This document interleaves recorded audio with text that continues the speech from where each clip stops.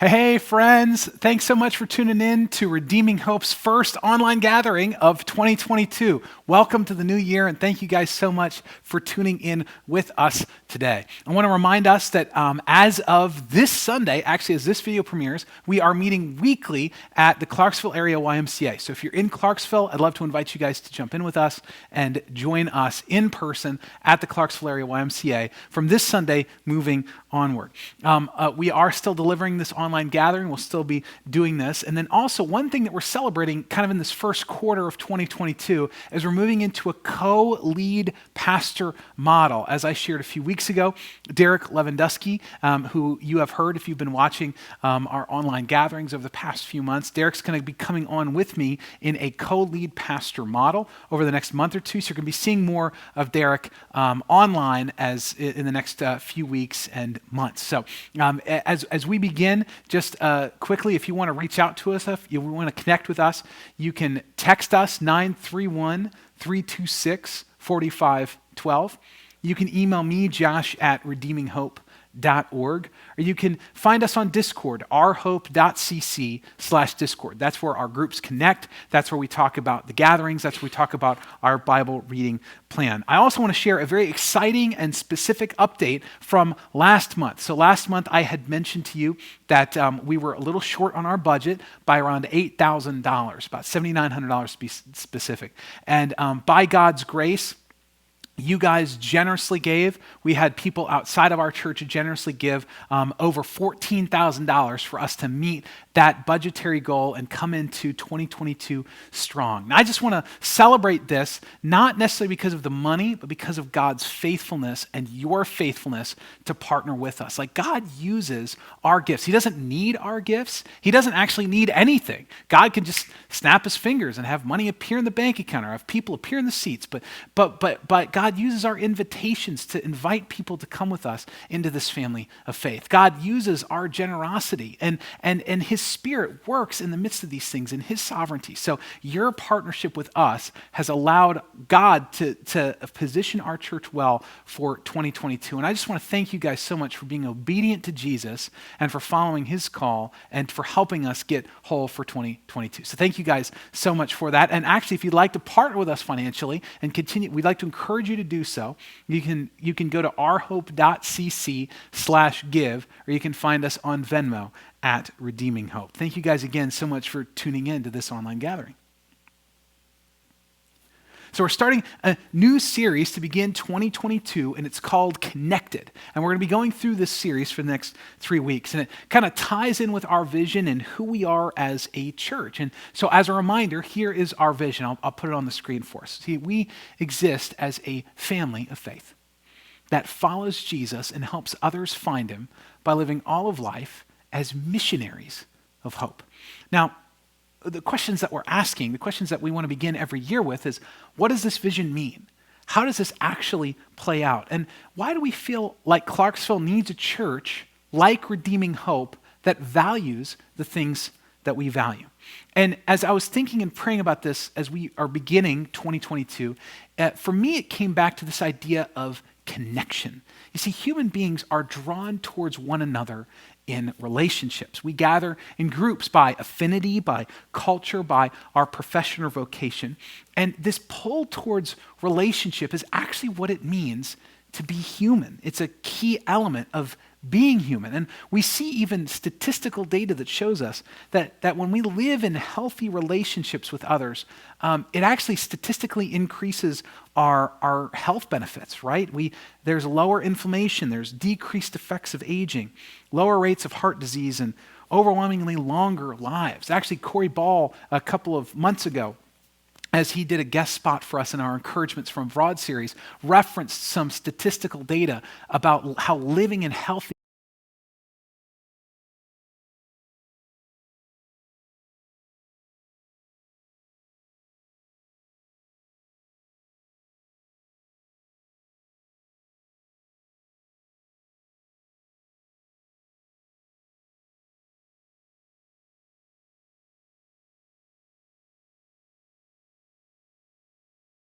and bring healing.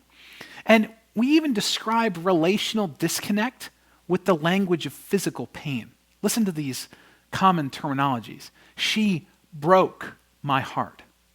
He hurt my feelings. We use the language of physical pain to describe disconnection with others. And it's really a strange paradox of being human to long for a connection with others, but yet be so challenged by it, to have such difficulty with it. And I think there are many reasons why this struggle happens, especially within a family of faith. But I think two that I'd like for us to talk about over this series, over these next few weeks, are the avoidance of accountability and the fear of intimacy. And this struggle extends to our relationship with God, to our relationship with the outside world, but specifically as it relates to our sermon today with the connections and relationships within a family of faith. I think there's an avoidance of accountability, a fear of intimacy. And what we see is that some within the context of a church attempt to have connections without accountability. So this could look like jumping in and out of friendships, jumping in and out of groups, a lack of honesty about life's challenges, or maybe even quickly withdrawing from relationships when we're challenged or we're held accountable to following Jesus, right? So people want connection without the difficult accountability that comes from authentic community. Now, some within the church want to have connections without intimacy as well. So this could look like casual relationships or conversations which require no emotional exposure. Sometimes within a more traditional church context, this could mean over-intellectualization or academic Bible studies that really insulate us from having to share our life together, right? That just look at the facts of the scripture instead of actually sharing our life with one another. And sometimes even people withdraw into isolation when they're presented with opportunities to grow in relational depth, like joining a group or joining a team or partnering together. So we find that people want connection without the potential for being hurt. But here's the struggle here, my friends.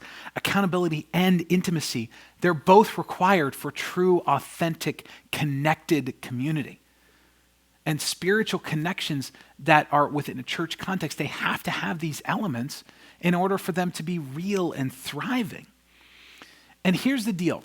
To help a collective church thrive and follow Jesus together, you have to have meaningful connection with others so that they have a permission to speak into your life, to hold you accountable, to following the life and teachings of Jesus from the scriptures. You got to have that. And what we also find is that meaningful connection with others has to involve the giving of ourselves and the receiving of others' selves. And that also includes the risk of being hurt as well, right? So it's got to involve accountability and intimacy. And what we find is that the gospel, the good news of Jesus, helps us truly engage with a church family in such a way that we can have healthy accountability and brave intimacy. Jesus and the work of Jesus on our behalf allows us to have both. Now, the question is really how? How does Jesus' work on the cross allow me to have healthy accountability and brave intimacy? Well, here's the deal. When we look back and we see the narrative of the gospel, we see that we are incapable of being perfect, right? That we're actually sinners. We're broken people. And that Jesus actually becomes our perfection for us, that he stands in our place as our substitute. And so what that means is that we can actually be challenged by others, that we can be challenged in a healthy way, in a grace-filled way.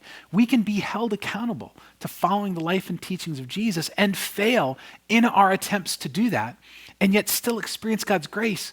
Why? Because Jesus has already been perfect for us. Jesus has done the work for us. So we can acknowledge that we're sinners, and yet we're also completely forgiven. And what we see is that when we struggle with accountability, what it really means is that we struggle to believe the gospel. We struggle to believe that we're sinners and that Jesus is the one who ultimately saves us. So we find too that when we pull back and look at how the gospel allows us to have brave intimacy, what we see is that Jesus is ultimately who we need for relational stability. That we can be exposed to intimacy. We can actually risk being hurt without being crushed if we are hurt, or rather, I should say, when we are hurt. Why? Because I am safe and secure with Jesus and don't need to protect myself Jesus is my protector.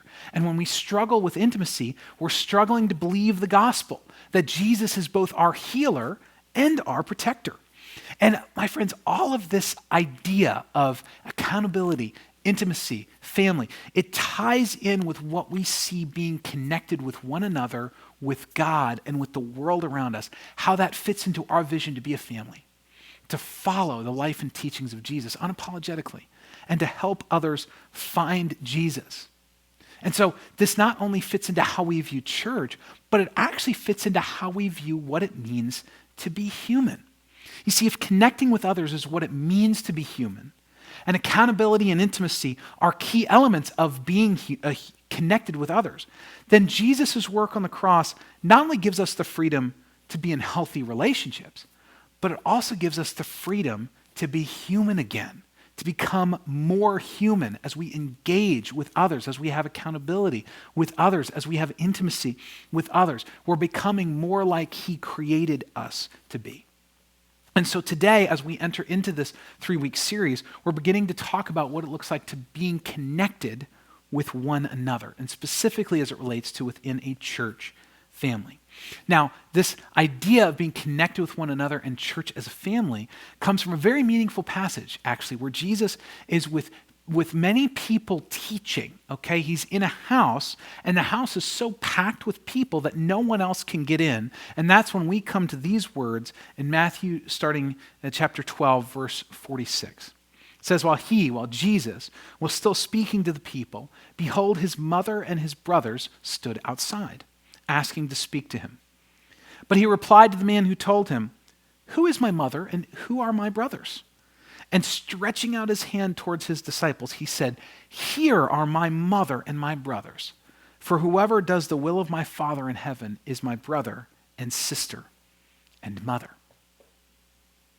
So we see in this that Jesus is bringing in the language of family, a new family, a family of people that are following God with him.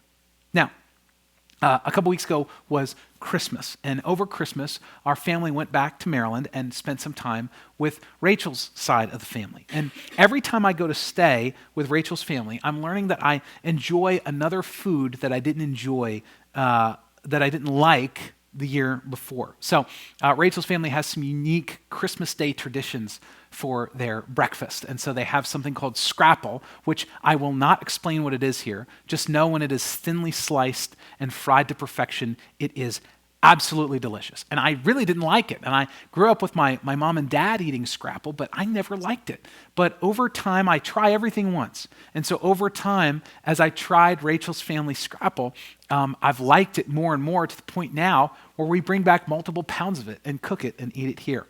So that was kind of like last year's discovery that I liked Scrapple. But this year, I discovered a new thing I like, which is called hominy. It's a milled corn. It's like a maize type of thing, and it's served with butter and milk, and it's put over a slow cooked over a stove for like an hour, and it's served like grits. And again, like I said, I try everything once. I tried it again this year, but for whatever reason, because I've been trying it over years, and maybe it was they put a little bit extra butter in it, which, by the way, butter makes everything drastically better. Maybe it was just how they made it this year. I just absolutely loved it. So when we got back to Maryland, I went out and bought some cans of hominy and called Rachel's dad from the grocery store and said, "Hey, what kind of hominy do you get? How do I make it?" All this stuff, and I really quite enjoyed it. And what I find is, much like my experience with Scrapple and hominy, I think many of us have had different and varying experiences with the church as a family. And most often it connects with how we grew up seeing the church. That just like Rachel's family grew up eating kind of the same things around Christmas time, and I didn't, and I've had to re-explore those things and learn to like those things over time, I think that a lot of times our experience with the church growing up drastically affects how we interpret and experience the church as adults. And so what I find is that there's 3 types of people.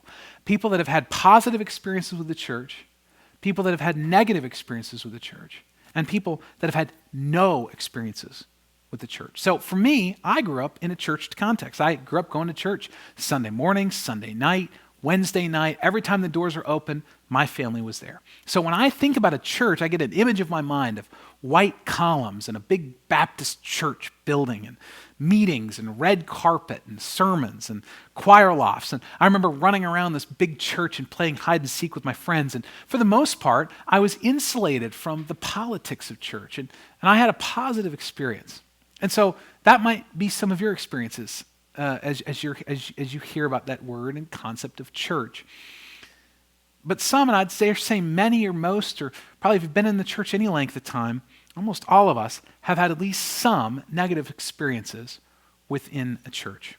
Some people have felt social pressure, right, to wholeheartedly, blindly believe every single thing that the church says without ever questioning it. There's a social pressure that causes deep hurt.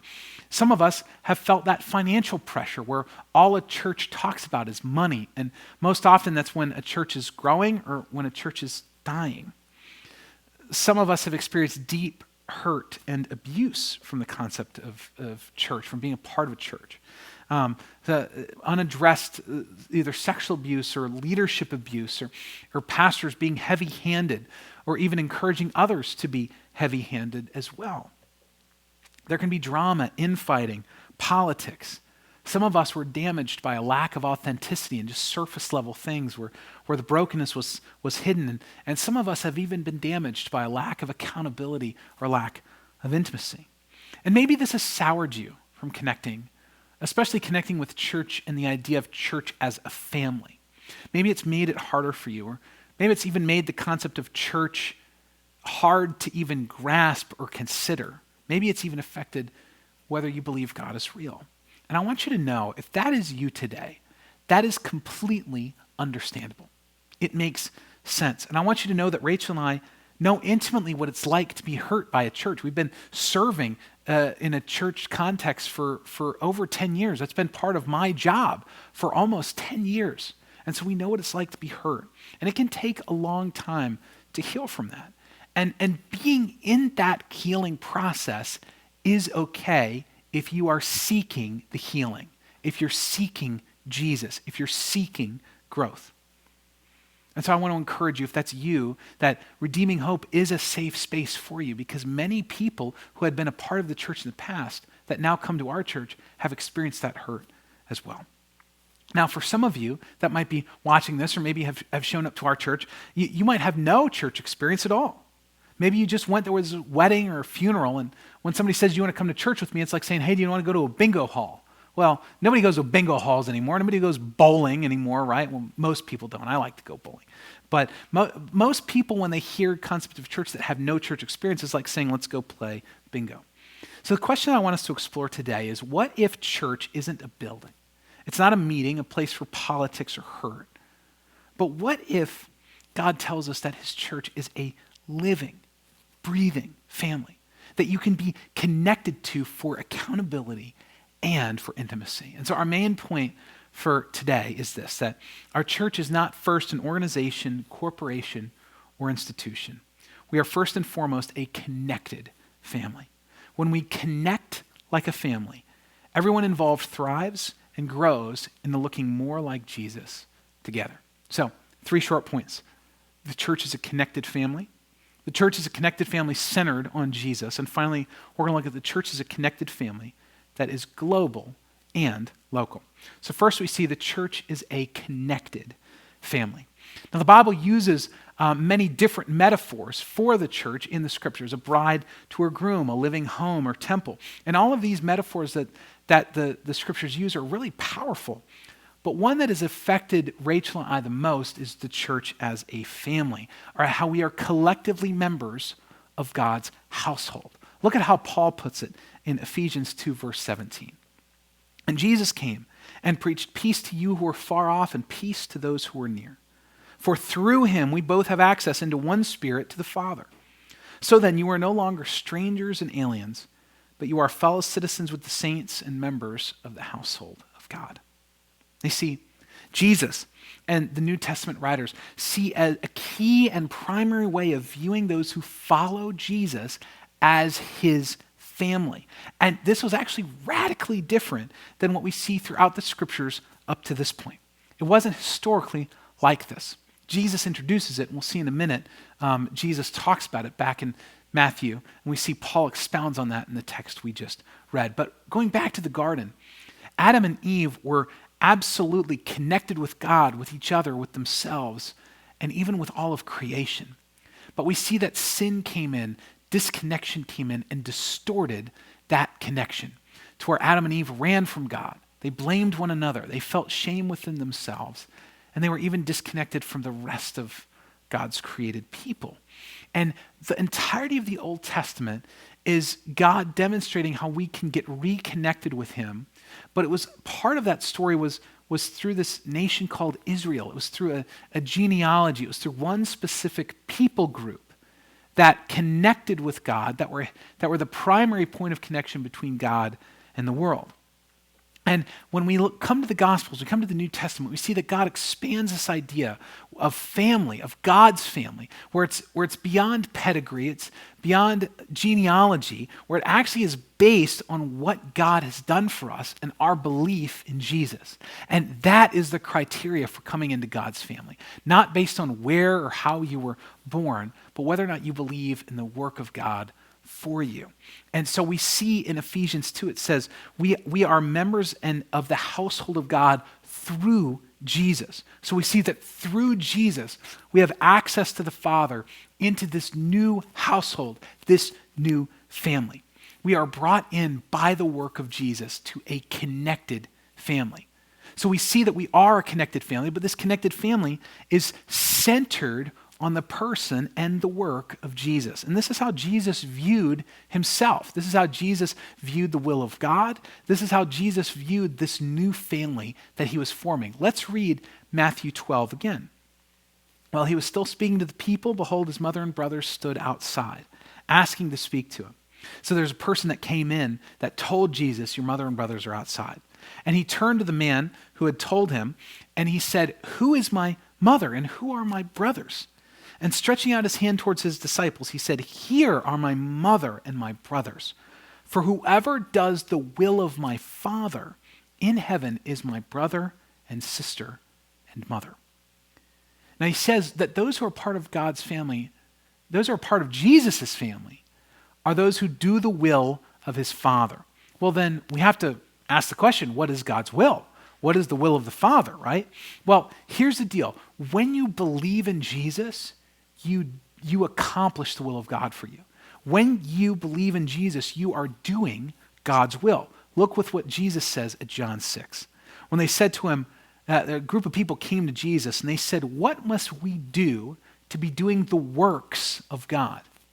And Jesus answered them, this is the work of God, or another way to say it, this is the will of God, that you believe in him whom he has sent. And Jesus is essentially saying, when you believe in me, you are doing the will of God. You are doing the work of God. You are accomplishing what he wants you to do. Belief is what makes us a part of God's family. This means that belief in Jesus is the center of our church's connection with one another. It means that it's not about our preferences, but rather our shared belief in Jesus that connects us together. This means that we can be around imperfect people. This means that we can make mistakes and have others even hurt us in the process, but we can still be a part of the family of God. That doesn't affect God's love or God's care for us, because at the center of the church is a mutual connection with Jesus. It's saying that Jesus is the center of our connection together. This determines whether we are connected in the family of God or not.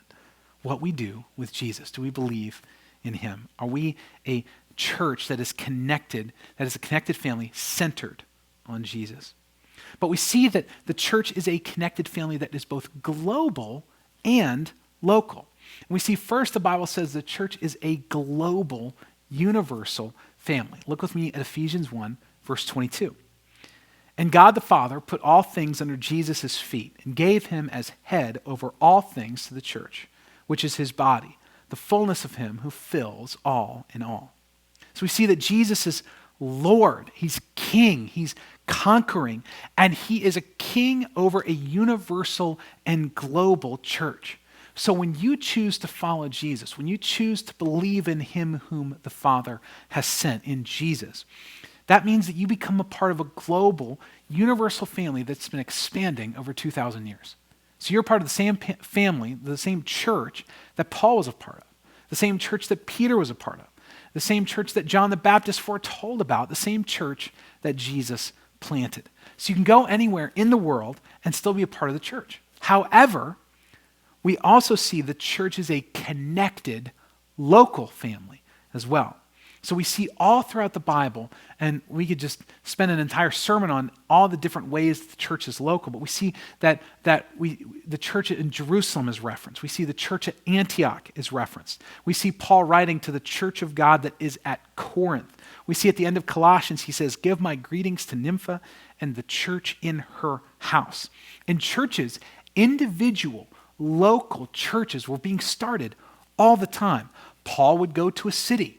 He would see people choose to follow Jesus, and then a church family would form around that he would then care for and help shape. And most of the New Testament is made up of Paul caring and shaping for those local churches, writing letters to them to give them instruction, to give them help, and to even correct errors that he had made or others have made as they planted churches. And so you can't meaningfully be a part of the church without being a part of a church. You can't be obedient to the commandments of Jesus by doing your own thing or just thinking church just isn't for me.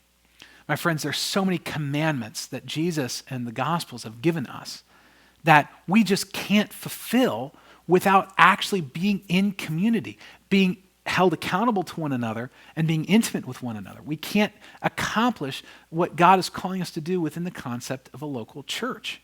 Outside of a local church, we're called to stir one another up to love and good deeds. We're called to bear one another's burdens. We're supposed to help one another in need, serve one another, be under godly leadership. So many other examples. So what does it mean to be a part of a local, connected family? Well, I think about our time back in Maryland a few weeks ago.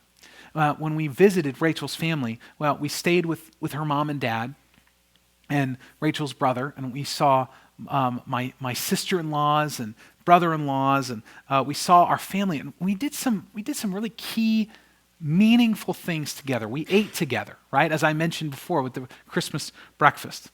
And as I've eaten with Rachel's family, I've learned to appreciate them more and appreciate the meals that they make more. We celebrate together. We all got matching pajamas, okay? And we showed up on Christmas morning. There's a picture of us in matching pajamas together. We're celebrating Christmas and our family together. We're serving one another, right? So there's just a natural ebb and flow of, we're not keeping a record of who did the dishes today and who did the dishes yesterday and who needs to do the dishes tomorrow. We just do them, right? Because they're there. We're cleaning up. We're serving one another. We're making the coffee for the next day. And we're also submitting to one another. We're asking each other's preferences. What do you want to do? What do you want to do? We're serving one another. And you can be a family and not talk or communicate. And you can technically be a family. But you can't be a connected family without being in relational proximity with one another, without accountability and intimacy. And if a connected family is a metaphor that we hold to as a church, then you can't be a Lone Ranger Christian. We have to be known. We have to be cared for. We have to be prayed for within a community as a connected family. And this is why, as a church, we have discipleship groups. We meet together weekly, where we're held accountable to follow the life and teachings of Jesus, where we're intimate, where we share our life and our struggles together and pray for one another. This is why, over the course of this next year, we're emphasizing a Sunday morning gathering that gathers together. This is accountability for us to show up, to contribute in meaningful ways. Or if we say we're going to show up and serve, we do so. And we do so together as a family. This also creates intimacy. When you see people frequently, you just build a rapport with them. We get a sense that we're not just discipleship groups scattered across Clarksville, but we're together, one church family that's aligned, moving forward with a goal. And that means that when we serve together, sometimes our best and our worst selves come out, and we can still be intimate, we can still care for one another and even forgive one another and give each other opportunities to grow in the gospel. So, when we value the church as a connected family, everything that we do begins to make more sense. We eat together. We celebrate. We serve. We meet together. We have fun together. We submit to one another under godly leadership and qualified elders. We're a connected family on a mission that's part of a larger family of faith. It's part of the Big C church. Now, as I mentioned before, some of us may have had good experiences with the church, right? Maybe you got to know Jesus in the context of a local church. You've made lasting friendships. You've grown as a person. Many of us have had bad experiences with the church, feeling social, financial pressure, abuse or hurt, drama, infighting, politics. And some of us have had no experience with the church at all. And to be quite frank, that's probably the easiest because there's no expectations and no previous hurt.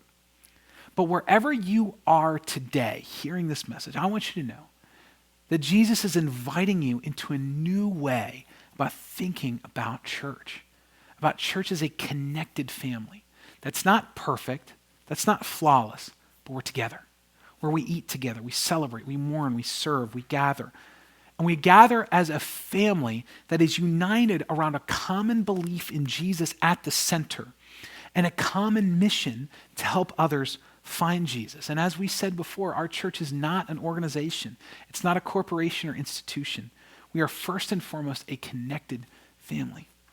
And when we connect like a family, everyone involved thrives and grows and are looking more like Jesus together. And that means that we're accountable to one another. That means that we're intimate with one another. And all of this idea of church as a family is accomplished with Jesus, not the church as the center. We don't come to a church because we've always come to a church. We don't come to a church because that's what our parents did.